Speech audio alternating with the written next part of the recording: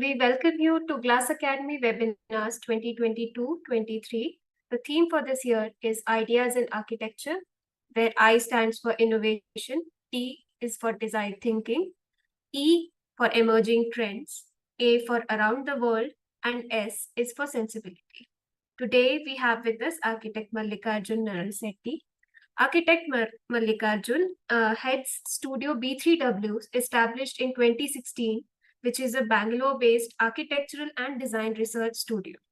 He has work experience of over 14 years in leading architectural and interior practices in India, namely HCPDPM in Ahmedabad, SRDA Mumbai, and Lateral Associates Bangalore. His expertise in practice is enriched with award-winning projects such as the Aga Khan Academy, Hyderabad, Qualcomm India U, Bangalore, and Mersin India Private Limited in Bangalore, to name a few. With professional experience varying from industrial projects to urban rejuvenation, he has worked across the spectrum of the building industry. He is also a final year PhD scholar and executive committee member for student research at Manipal Academy of Higher Education. Welcome. We are delighted to have you here with us, and we are looking forward to your presentation. Let's hear from you on the topic, Sensible Approach to Design, Learnings Through Practice. Over to you, Architect Mallikarjun. Thank you, Kachana. Thank you for that introduction. I'll just share my screen and then we'll start. Okay. Good morning, everyone. I'm Mallikarjun. Just heard the introduction, so I'm not going to go through that again. But today's topic that is close to my current practice in my studio and the research that we do is close to us, and it is very interesting to learn that Ethos is also sponsoring webinars on this, and it is really appreciable of them. So we'll start this presentation. Sensible approach to design, learning through practices. It is basically on few projects that we are currently doing, especially post-pandemic, and how our design approach has evolved, changed through accumulation of design thinking, mine and my entire studio that we have been doing. So before I go into the projects and present to you, I would like to start with a small conversation. This is with my grandfather. It is an almost 20-year-old conversation when we were kids. We used to go for summer holidays and or when we go for festival holidays. The main thing is we are from a farmer's background, so we used to do a lot of farming. And the key idea is once the farming is done, the harvest is done, we will sell the entire produce and then we'll make money. And that is one of the rewarding aspects as a kid for me. So we get the money, we'll buy what we want. My tata is going to buy me whatever I ask for. So the conversation evolved into a much, at that time I didn't understand the meaning of it. I still try to rethink what we discussed and how it evolved. So whenever I'm happy that we earned so much of money from the crop, he would say it's not about money. So one of the statements that he said, and I translate to English, and I keep going back to it whenever I work. When we sow a grain and work hard on the field, we make sure we respect and find meaning in each grain and use each produce till the hay burns to ash, and we use that ash to clean our vessels. So it has a much deeper meaning for me today, but then I couldn't understand much of what he means. And in a way, all this experience from my childhood till date have been influencing me in how I approach my design practice.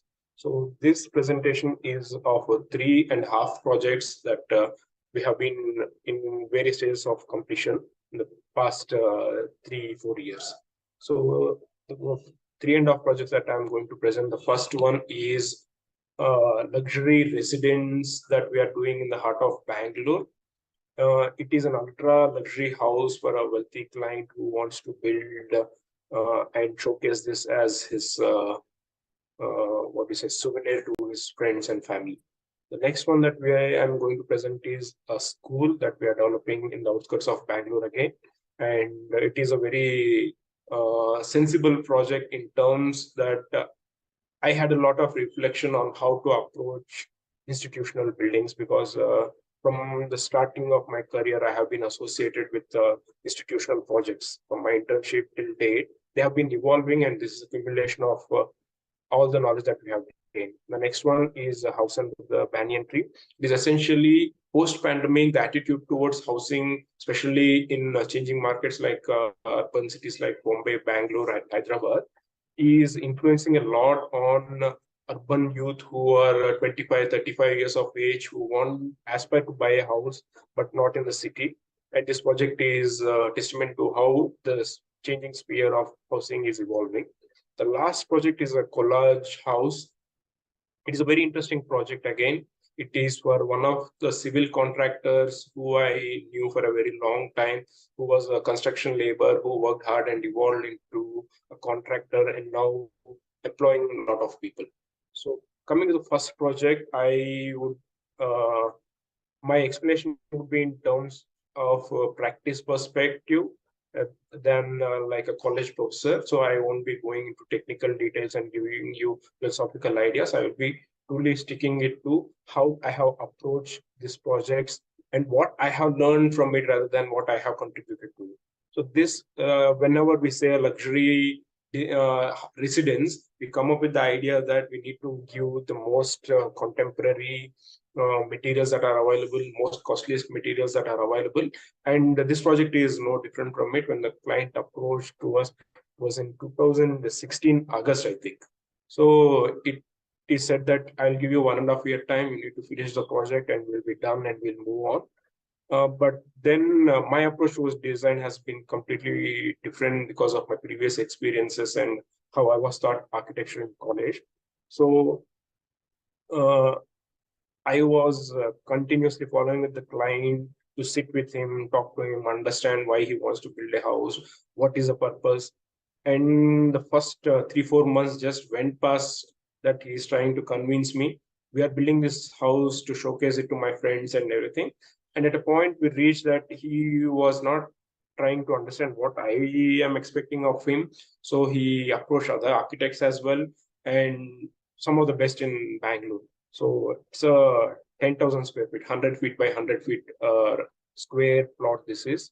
And if you, as you can see in the third image, we are standing in the center somewhere over here and looking down, it's a sloping side full of vegetation. So he went to other architects, came up with their designs, and he showed me, see, this is what I was expecting. And I said, yeah, if you are okay with those designs, you can go ahead. But I just wanted to understand what is the meaning of this house to you, because they are husband, wife, and a small kid of 5 years, 3 people, and this is a 15,000 square feet luxury house. So over time, it took 3 months, 6 months, 8 months, and then pandemic hit, and everything changed in how people look at things. And we were still having this conversation on phone and everything. What is the meaning? So essentially, I try to understand why on this site, why specifically he wants to build and what he wants to build. So he is an entrepreneur, a businessman who has traveled the world and seen everything and wanted luxury in this house. So, but he is not able to explain what luxury means in terms. So he downloads the top 10 Google images that comes when you type luxury houses and forwarding it to all architects just like me.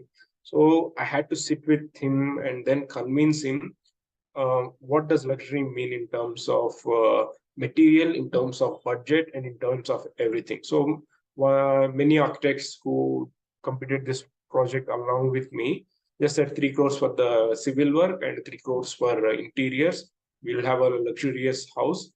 So my approach was not about money. I never spoke to him about how much this project is going to cost with him or anything.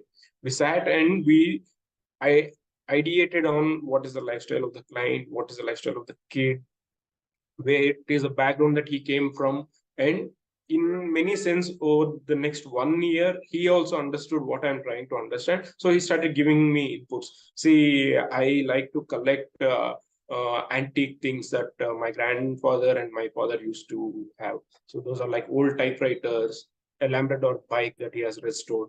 And slowly he started speaking. See, I like coffee, so I collect a lot of coffee. And this conversation of minute things then expanded. See, I went to Bali. I like this style of water bodies, which are very natural. So there we started writing the design. It took again 6 months, almost 3 years we have spent just on understanding what the client needs. And that for me is also a realization, because I could have finished this project in 8 months civil and then given interiors to my associates to finish it, it would be done. But as we conversed and understood, most of our conversations I would schedule at site only. So there is a beautiful mango tree, 2 mango trees, and an orange tree on site, fully grown trees. So I started explaining it to him. Imagine sitting around this tree in a living room. You can see the tree at the how a tree is part of your house. You don't have to remove any of those. So it evolved into, okay, what if the mango tree, a small mango tree, is going into a swimming pool corner body, and the design started evolving on site. So as we progressed on site, and we realized we can't just flatten the site, or we can't just break anything and build walls over there, because we have invested 3 years of thinking how to approach the design. Now is the time how I can make that design applicable on site also. So we started understanding the site. It's a sloping site, nearly 12 to 13 feet slope. It has across 100 feet depth. Then we decided, okay, we need to evolve this design based on how the site is reacting. So we thought, let us excavate one part. Then we found a huge rock formation over there. It is two kinds of rock formation. One is granite, which is hardened, and one is sediment rock, which is like powder. So he said, okay, how much part of the rock do we need to break? Should we break it or not, or should we leave it? Then I'm contemplating on the design. The design started evolving from there itself. So the client also would actively participate in the design. He would come and say, this rock formation look good.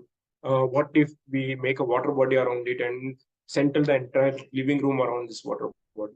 How would that look? And if what if I have a bedroom on top? So for example, you see this mango tree, this is the main entrance to the house. So we haven't cast any slab, we haven't removed that, and we have just kept it. So this is a bedroom. From the bedroom, there is going to be a glass coming over here. You can look into that.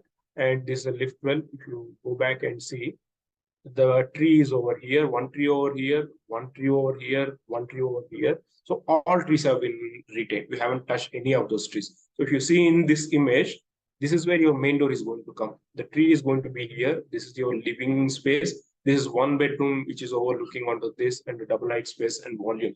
So each volume, each room evolved from the site. Okay, so that is what gives more satisfaction than creating luxurious spaces on paper or on software for us. So as we developed this process, we made few observations on what we learned. So if you see, this is the first cut design. The final one, it doesn't, the client doesn't want me to share it with anyone, so I'm not going to share it with you. This is the first cut. So to convince him, yes, this can be a luxurious house. So this is the basic which started, but it has evolved. So the design was not stagnant from day one. It has evolved in standard procedures. So what we understand or learned is, a design has to evolve from understanding of the site rather than just sitting in the office and producing designs and 3D views.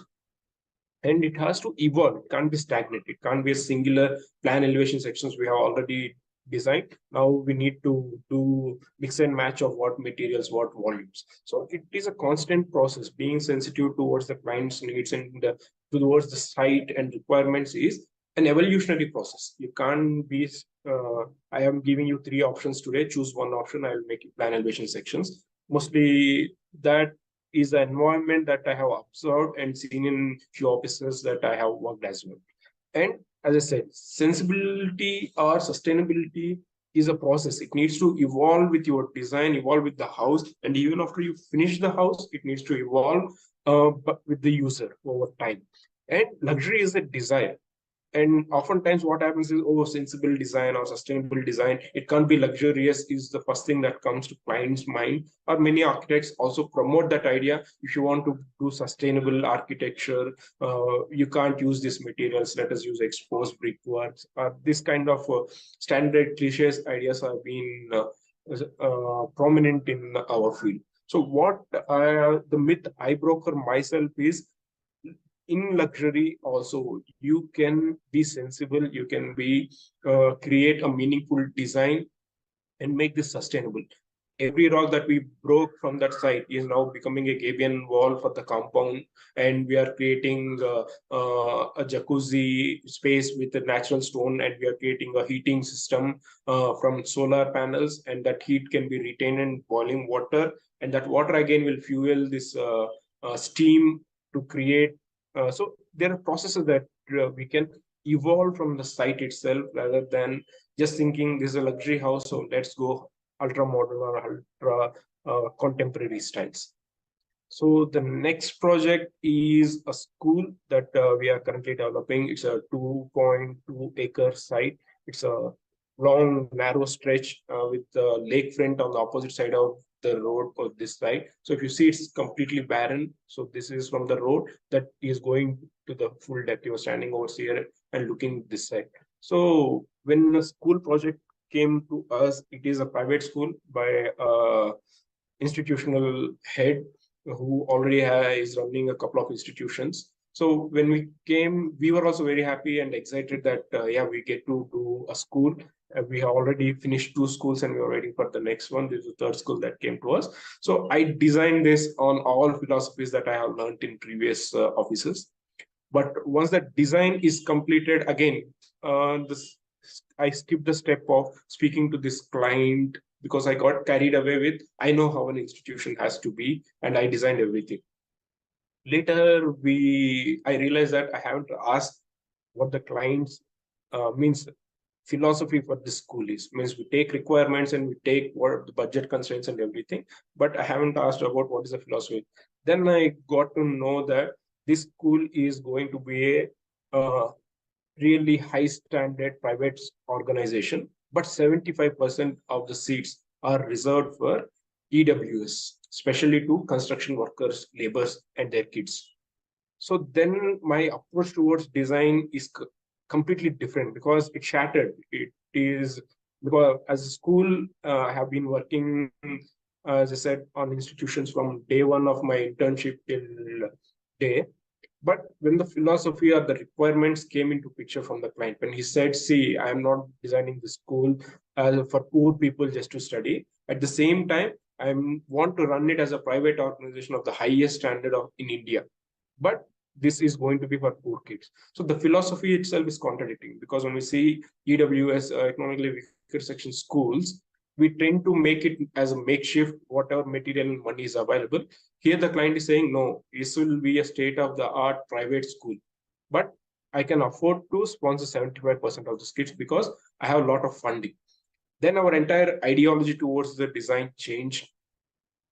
Means not in terms of spacing and everything, but in terms of approach towards the site and towards the project. So now what we did is, we got to know that he's getting a lot of funding into the institution to build it, and each rupee that I can save in the construction can go into the education of some kid. So here my responsibility as an architect is not just towards the building itself, it is more towards budget saving, at the same time giving ideal design that is suitable for the client and the kids who are going to study here. So here I am no longer just an architect working on a building. Here I am the person who is responsible for saving money for the client, for making sure we are because it is divided into 3 parts. 1/3 will go into construction, 1/3 will go into maintenance, 1/3 will go into kids taken care of for at least 2 or 3 years till the school is stabilized. So now my perspective is, how do I make this workable? Instead of creating a design, giving it to the contractor and getting tender, let us inverse the process. So what we did is, along with the client and few of my colleagues, we went on a recce around the site within the next 5-6 square kilometers of area, and we started identifying this just post-pandemic. So we started identifying what are the materials available, what are the typology of people who are there, and we started making a list of whom do we contact. So on our way, we saw Bricklin, which was closed because the owner of the Bricklin has died during COVID. So the workers are just left there. They were 10 families who are working, almost 7 left. Only 3 families were there. The wife of the Bricklin owner said, see, if you can produce bricks and you can do it, I won't take the land from you. So we came up with a tie-up kind of a thing where we said, see, we will pay you like a monthly salary. You work on the bricklins and produce bricks. Those bricks we'll use in the school. And similarly, there are a lot of, this is towards the airport, so there is a lot of construction going on. So we spoke to all construction workers who are working, got their manager's number and went and spoke to them. US construction debris that you are having, from bamboo to shuttering to whatever you can use, leftover cement bags, jelly, stone. So we said, okay, we'll collect it. And there are stone quarries in Devanahalli where crushed stone debris is there that we collected.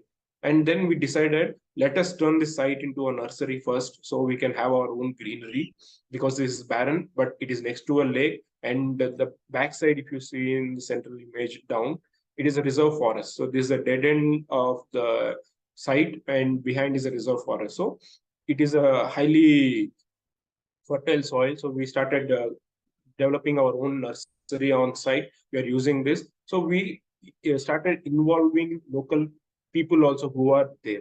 So as I said previously, the learning from this project is, as an architect, I have to be sensible not just to the building, I have to be the client, to the user. So my role here is going beyond designing building and ensuring it, how can I contribute to a socio-economic cause? Because I could have just simply designed luxurious building that anybody would like. At the same time, I would have earned a really fast and simple money into my office.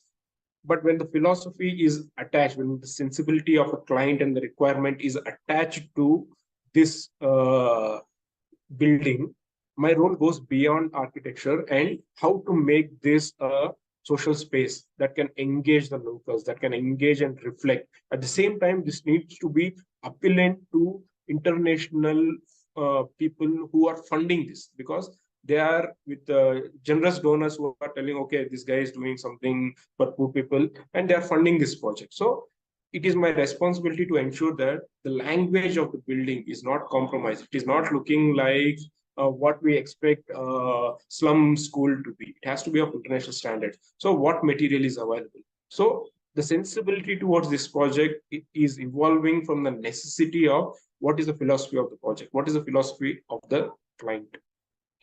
Next, coming to the third project, a house under the banyan tree. Essentially, this is for a developer who has been in the industry for more than 35 years. They have developed a lot of residential and luxury apartments in Bangalore, and they know what they are doing. They're crystal clear how to make a business profitable. So they went to a contractor. The contractor got his own architect, and this is what they have developed. This is a site. This is the entire site that you see in this plan, the views of this, and it's a beautiful site. So that architect has designed this and given them complete layout, structure, and everything. So he came to me saying that we need to now make this look good so we can sell it at a premium price. So again, it is going back to square one and trying to, what do you mean by look good? What is it that you are expecting out of this project, and how do you want me to contribute? So the simple answer is, we have seen everything. We know what is. Just make sure it is like a sloped Kerala style roof. Interiors have to be contemporary, and we have developed around 180 to 50 villas. Just we can sell it off, and then. So then I said, okay, let me come back to you again. So just I took this one roundabout in the plan that you see, and I designed this roundabout. I have visited the site numerous times over a month of time. Every alternate day I would go there, and then I will check the material, what is available. There is a hillock where previous owners have made some demolitions to build a factory close by. So they got all those stones and dumped it here. So let us take the stones and make cobblestones out of it, 10 by 10 cobblestones, and create a pathway. So there is a water body, let us retain that water body. So these details evolved from within the site. So this one detail took me almost 4 days to convince the client that this roundabout has to be like this. After 4 or 5 days, the client is like, okay, one element we'll invest in. Then it prolonged into a much larger discussion where I was able to convince the client, say 180 villas, if you are going to sell, you are going to make X amount of money. So what if I say we'll create this entire thing as a retreat, weekend retreat, because their target was limited budget, just upcoming young professionals between 25 and 35 who has little amount they have saved and who are able to pay EMI. So as we'll cater to the same people. Post pandemic, the approach towards people who are living in urban cities or who have been in lockdown in their own hometowns and coming back, it's completely changed. So what I was able to convince, we did an extensive study on urban youth. We did some surveys. We spoke to a lot of people just to collect data to convince them that you don't have to make 180 plots to sell this and make the amount of money that you want. Let us be sensible towards the site. This site is in Kolar, away 1 hour drive away from Bangalore, one and a half hour Bangalore from Bangalore center. So I said, see, one and a half hour journey within the next 20 years is going to be heart of the city. Then 180 units in this is not going to make sense. It's going to be a crowded, gated community which is already existing in Bangalore. And the rate at which you are selling is not feasible for anyone, because today in Bangalore you won't get a 1 BHK anywhere less than 60, 62, decent one. With taxes and everything, it is going up to 75. So we need to come up with economic numbers. We need to come up with a survey, and then we need to put it forward saying that let us be sensible to the site. Let us create a strategy where we won't be building it as 180 units. We'll be building it as 80 units only. Big, spacious 80 units. We'll say how much to build. We'll say how the rest of means what is happening is from a coverage of 55% for building, we have drastically reduced it to 25%. So 30% we have reduced the number of units and everything we have reduced. But yet we have to make it profitable. So what we proposed is let us make it into an urban form. So on weekends they can come, they can develop, or you will have your own office over here. They will grow everything that they want. So again, the client came and said, see, I have an idea of Miyawaki gardens. I went to Bali once, I need that water fountains. I went to Cambodia once, I need those statues. Sure, we'll engage you. We'll do whatever you are asking. So let us first do our own study. You want a Miyawaki garden? I will give it to you, but I'm not going to give it to you in a Japanese style. So we went to that local and did an entire study of what is the soil fertility, what are the crops that are growing there, what are the flowering ones that are growing there, what are the vegetable crops, and what is the flora and fauna. And we did a study, we made a detailed list, and we said, see, we did our study. You want a Miyawaki garden? I will give it to you, but not the Japanese cherry blossom trees or anything. These are the flowering plants. You want yellow color flowering plants? We have what goes over here. You want pink ones? We have. Bougainvilleas are there.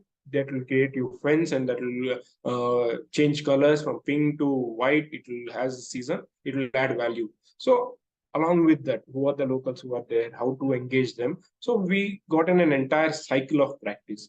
So we didn't do it as an intention to make it sustainable or anything. We just try to replicate what we believe is an ideal practice, because that's how I have learned and that's how I wanted to reflect it, rather than going back and sitting in the office and getting projects every day and finishing it. So what we did is we created a guideline philosophy on what should be the flora, what should be the fauna, how many plots, how much we can sell, how much to be built, how much to be left alone. So we arrived at only 22% of the site will be built. That too over a course of the next 5-6 years. That too, it is up to independent. Only 80 plots instead of 180 to 200 plots that they are developed. Now we made it 80 plots. So now we need to sell them at much higher price than premium. So we need to convince the clients why they should invest in this project. Then we completely developed one module, one sector. In this corner, we have developed 4 or 5 plots, and then we built a clubhouse. And then we call people and started showing them, see, this is a clubhouse. Each plot is around 10,000 to 12,000 square feet. They are going up to 20,000 square feet also, based on the location and everything, because we'll take a lot of logistics and practicalities into matter also when we are designing. This has evolved into the phase of 4 or 5 plots, which are completely grown into an urban forest right now, because they're all local plants. They grow wild.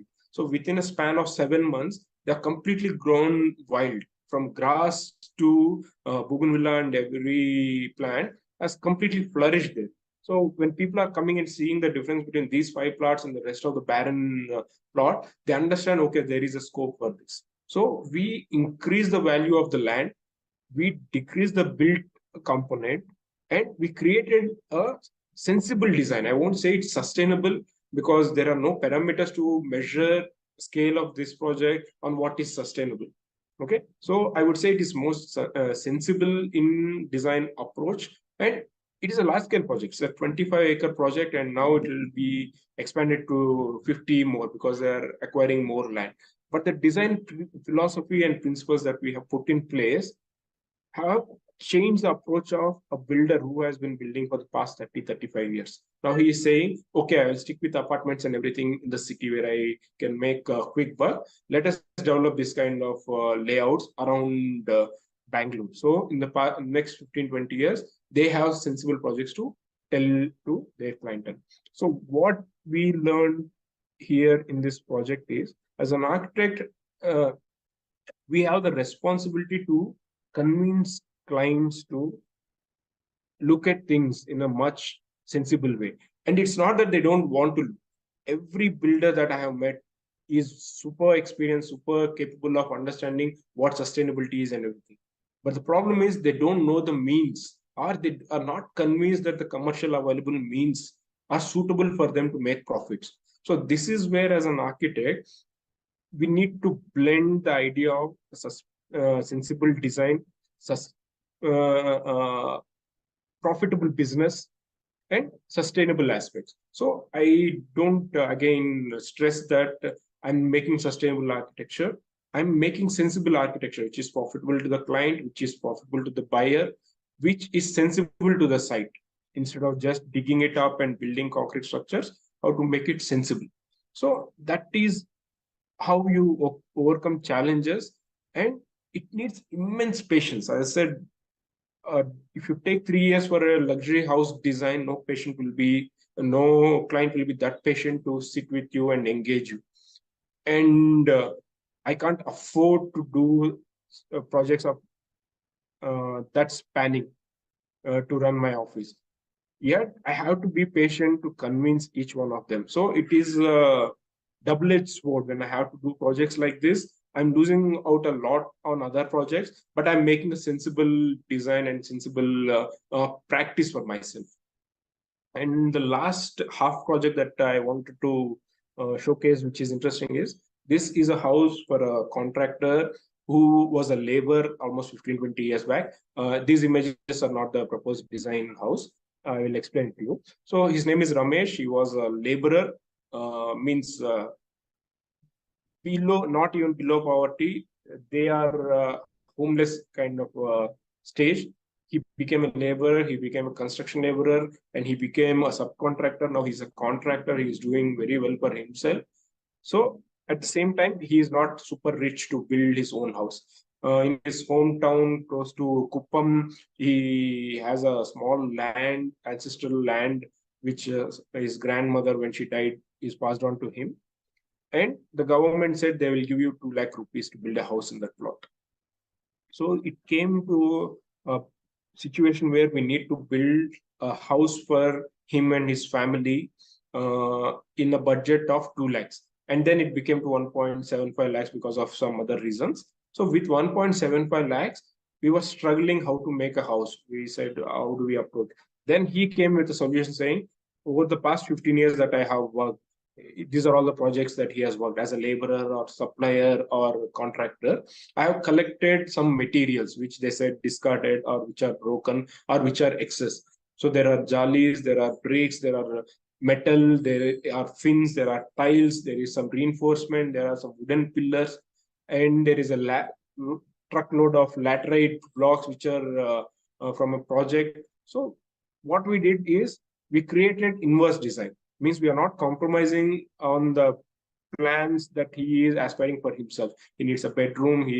Has two sons. They need a bedroom and they need a large living space and veranda in the front. We haven't changed any of the design aspects, but we inverse the design on like a Lego block model. So we took the materials and started doing it. Okay, does it fit here? If it fits here, what is the orientation? For example, a window or a grill. Okay, if I put an opening over here, it fits in this wall. What is the orientation? Can I slightly change the wall orientation? So the design is now being dictated by discarded materials over the past 15 years that we have taken, and then we are patching a house together like collage. So we are like, okay, we have wooden balusters. Let's put them on top and create the first project that I have explained. So when you treat them sensibly as equal among your clients, the process that you approach is completely different for that project and this project. But at the end of the day, it is sensible design that matters. How it is achieved is by making meaning and giving meaning to each material that we use.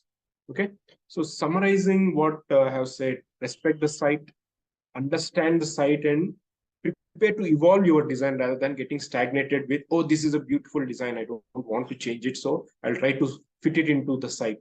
And sensibility is a process, means, oh, I empathize with the client, so I will reduce my design fee. That is not the approach to being a sensible design. You need to balance each and every element, from your design involvement in a project to the end user's requirements.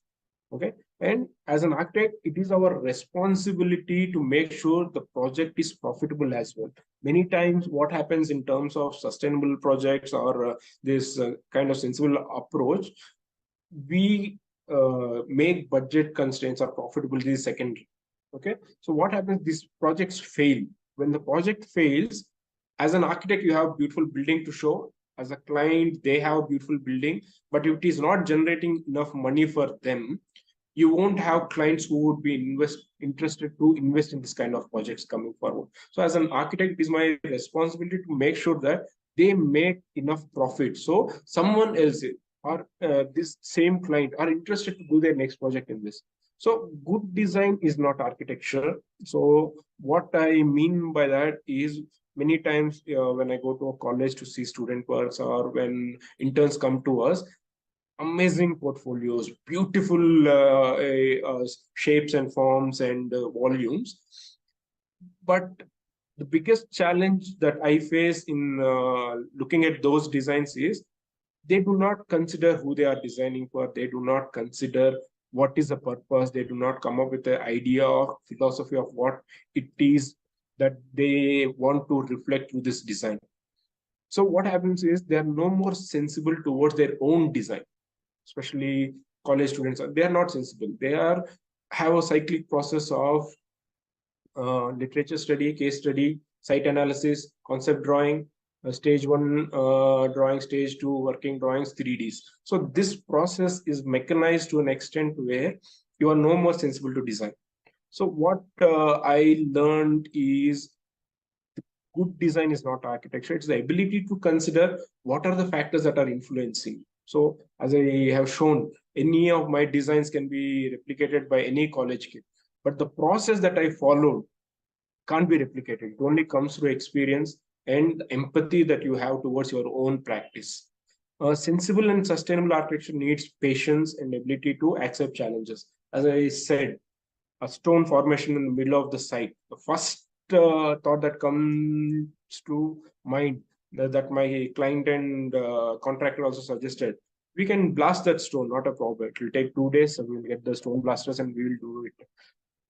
So it is the simplest way. So if you take it as a challenge, you need to spend time and patience. What extent you want to break, what kind of stone formation, how much do you break? Once you break, what will you do with the stone? Do you want to discard it? Is there someone you can give it away so they can use it, or can I use it in my own site? So these reflections is what make a sensible design. And uh, understanding socioeconomic factors, engaging people who are.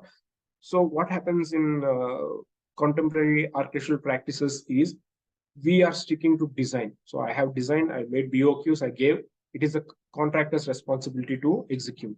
So it happens as standard office practice, but the most important thing, how you can escape and make sensible architecture, is by breaking the mold of uh, standard practice. That takes a lot of engagement from your part into each and every one engaged in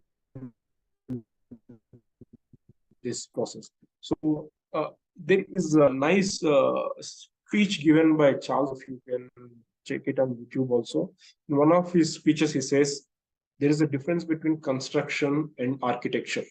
So construction is a method of making a building stand.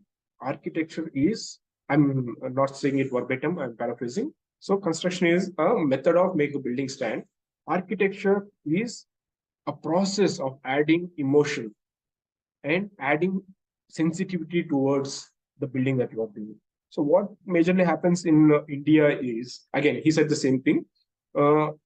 We are more construction oriented. So architects are becoming more of construction experts than architectural designers. So what it means is we are more concentrated on making the building stand and pasting it with aesthetical elements to make it look good. So that can be on any standard. Say, for example, you are making a software company. So floor plans are ready, spans are ready, stick glass on all four sides. Your glass building is ready. So put some aluminum fins. You have a contemporary looking building. So there you are not an architect, you are a construction expert, you who built a building. Where architecture comes in is what is the sensitivity of the building? Why do you need it in a certain way? What are the constraints? Who are the users? How do you approach the design? Otherwise, even if it is a LEED platinum rated building, it is not going, and you call it a so-called sustainable building, it is not going to be sustainable in true sense, because it is a glass building in the middle of a tropically hot zone, centralized AC, 7-story building or 8-story building, whatever it is, running on generators. And then you have a certificate which is saying, no, our building is platinum rated, LEED certified green building. It doesn't make any sense. It doesn't make any value. So now going back to the first statement which I said of my grandfather. So architecture for me means reiterating what he said to me in my own professional way. He was a farmer, so he said a seed to it. So what his lifestyle is dependent on what his work is. As a farmer, he needs to sow seeds, he needs to cultivate, he needs to remove weed from the growing paddy fields. He needs to make sure the paddy is growing, the paddy is turning into grain, the grain is sorted, the husk is removed, and each step has a process, and he is involved in that process. And when he is involved in the process, he knows what are the advantages, disadvantages. For example, once a crop is cut, I am ending with the point that grain is sold and I am making money as a kid. My grandfather's process doesn't end there. He wants to go back and use that hay. So he cuts the hay, he dries the hay, he makes a heap of the hay. So when summer is almost about to be done and winter is going to start, he will remove our house, which is attached and hay stacked house. He will remove all the old hay. He'll put this new hay on top. The old hay is already dried for a year long. So he will utilize it to burn and with wooden logs to make hot water for us. Once that burning is done of the hay, it becomes ash. That ash is used to clean vessels, and the burnt charcoal is used for brushing teeth. So when the process is not involved, when today I am still a farmer, we means my ancestral farms are still passed on to us, and I'm still a farmer for namesake. I'm not involved. At the end of the year, how much paddy is grown, how much is sold, how much money is coming as my share is what is the process. I can call myself a farmer, but I never be one. Same applies to architecture also. You can make buildings, award-winning, LEED certified green building. But if you don't follow the process and if you don't be sensitive towards your practice, then you can't call yourself an architect. So that is what how I would like to summarize this. Thank you.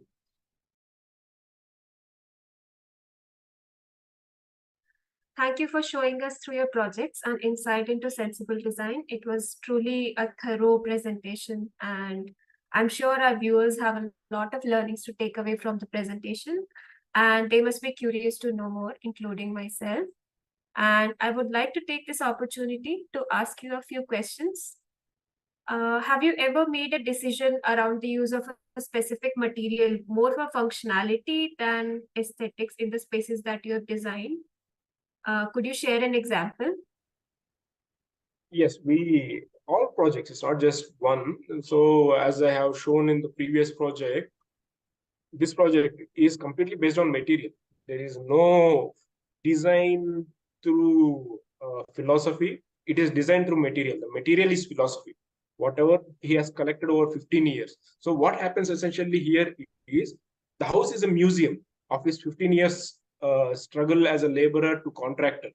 So the material itself is creating a house where he can say, oh, this laterite stone, that project we collected, these fins that are there in that project, they discarded, they shouted at me at that day. So each material is conveying a meaning and it is serving a purpose and it is becoming a part of the house and his lifestyle.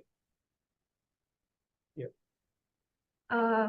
Coming to the next question, what is your thought process in approaching a project with a sensible design solution?